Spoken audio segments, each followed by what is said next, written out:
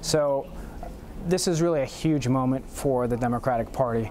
We just saw the number 4 House Democrat, Joe Crowley, fall to a 28-year-old political activist who was literally a bartender a year ago. This is not someone who was supposed to win last night, and her victory is certainly a major mark of enthusiasm for the far left wing of that party.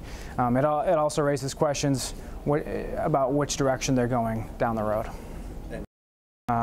Ocasio-Cortez's victory against Joe Crowley indicates that the far left wing of the party has incredible energy behind it right now.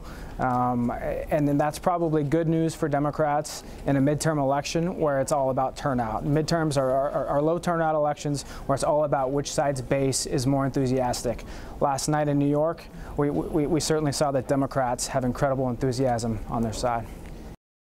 It's always easy to overreact in these situations and draw sweeping conclusions based on isolated races. Certainly this race, Joe Crowley's defeat, was a low turnout race. It also reflects major demographic shifts in his district, right? Joe Crowley's a middle-aged white guy, going up against the daughter of Puerto Rican immigrants in a district that's majority minority. About 75% of voters in that district are minorities. So sure, we are seeing an overall shift to the left by Ocasio-Cortez's party, but her specific win is not necessarily representative of a massive trend we're seeing this cycle.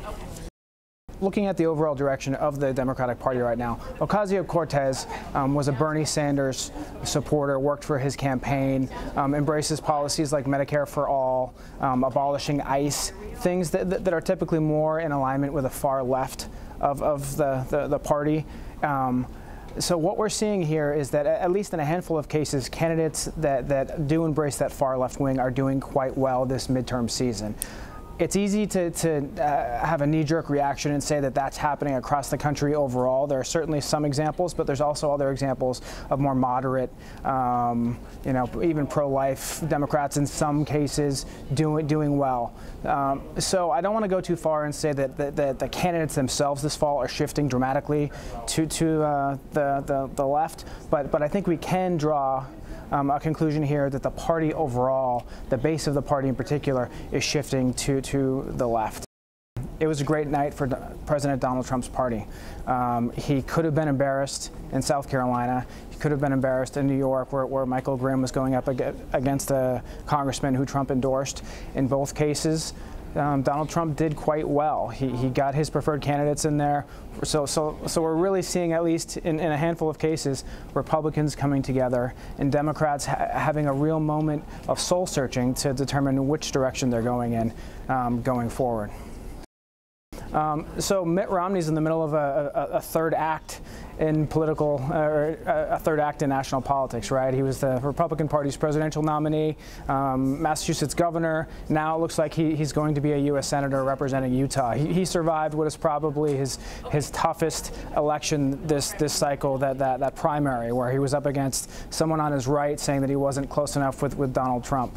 The general election in a heavily Republican state shouldn't be very difficult for him. Really the big question right now for Mitt Romney is what kind of U.S. senator will he be? Will he be a thorn in President Donald Trump's side? He was once the face of that Never Trump movement a couple years ago. Romney has certainly warmed to Trump more recently, and I spoke to people close to Romney who say that he's probably not going to be a major agitator for the president, probably going to get along more often than he doesn't.